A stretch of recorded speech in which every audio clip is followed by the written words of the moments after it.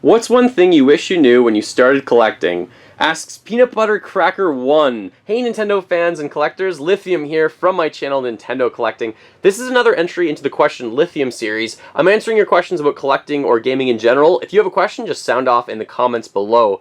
I started collecting 10 years ago, and the market was completely different back then. So I'm not just going to answer this question with one response, I'm going to have maybe several.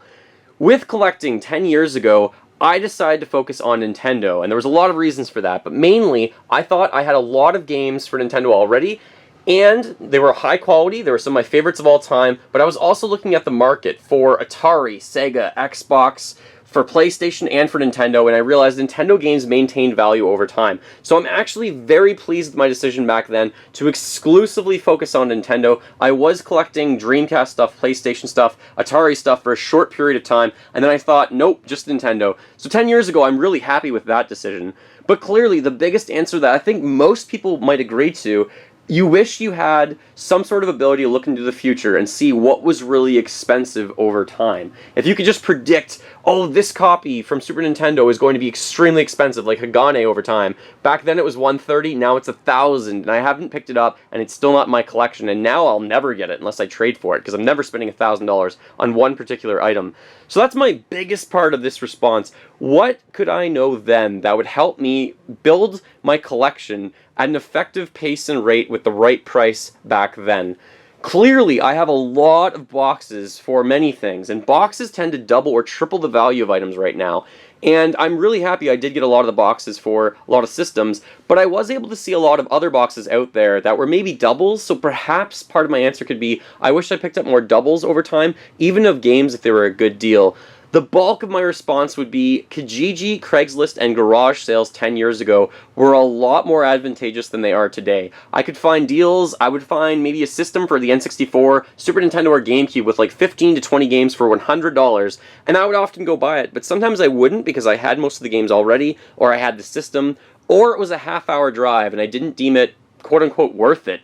But today, I would go back and message myself from 10 years ago and say, no, this is absolutely worth the drive. You should go, you should buy all these items, because you could use them as trade pieces or you could add them to your collection, and half an hour is not that much of a drive. So I wish I did that. Clearly, though, knowing what the value of things would be so much more worthwhile over time.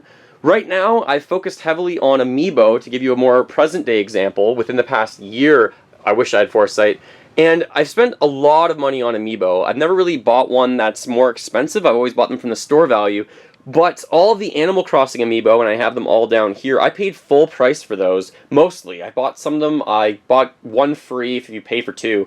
But most of them are down to like $5 or something like that. So I wish I'd waited on those and saw which of those would be valuable and which ones wouldn't. But there's a lot of other Amiibo figures I picked up that the prices skyrocketed and you can't really find them anymore, so that made it more worthwhile anyways. So that's a more recent one-year example.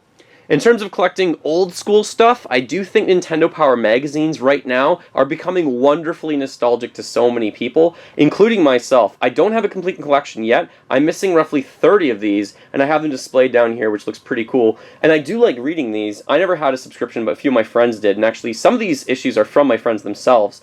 But if you can find these for $2 or $3 right now, especially if they come with the posters alone sell on eBay for sometimes $10 or more dollars, which is insane to me. But if you can find a bulk of these, I do recommend you pick them up. I think that's something, and that's almost why I started the Collect This Now series, talking about things that you should probably have in your collection to build up value over time, or something that you might want to wait on getting that you could probably pick up now because the price is going to go up a lot faster than you expect.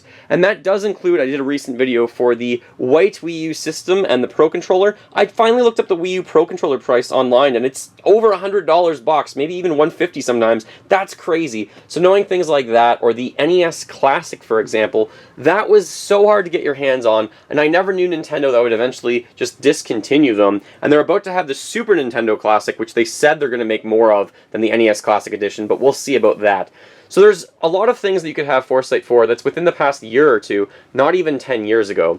If I go back to sticking to 10 years ago, other things that I could talk about to kind of just know, I really do wish that I wasn't comparing my collection to others. Fingamer was a huge part of why I wanted to start collecting and sharing my collection, but if you compare your collection to others, you're ultimately just going to feel like you're missing something, and you're never going to value what you have. So even though I'm proud of my collection now, I still look at other people's collections, and other people have far superior collections to me with a lot more, but that shouldn't really matter to me. I should be really proud of what I have and enjoy what I have. So 10 years ago, I wish I continued to enjoy or enjoyed what I had back then as much as possible. And maybe I didn't at times. Sometimes I did, sometimes I didn't. So really enjoy your collection and try and pace yourself is absolutely monstrous with collecting.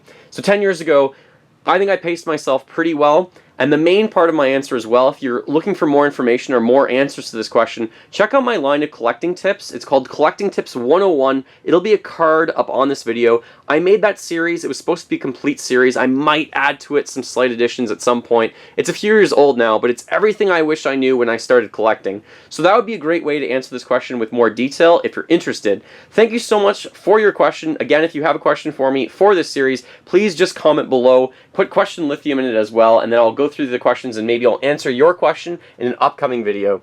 Thank you so much for watching. Feel free to fill that like bucket. Follow me on all the social media links in the description below the video. And remember, as always, go collect them all and keep smiling while gaming. Huge reminder and shout out to the My Mario-thon that starts 2 weeks from now on Friday. I believe it's August 25th. On the Friday, that 26th weekend, we're playing through all the main Mario games with my friends, so be sure to check us out. We'll be live here on YouTube.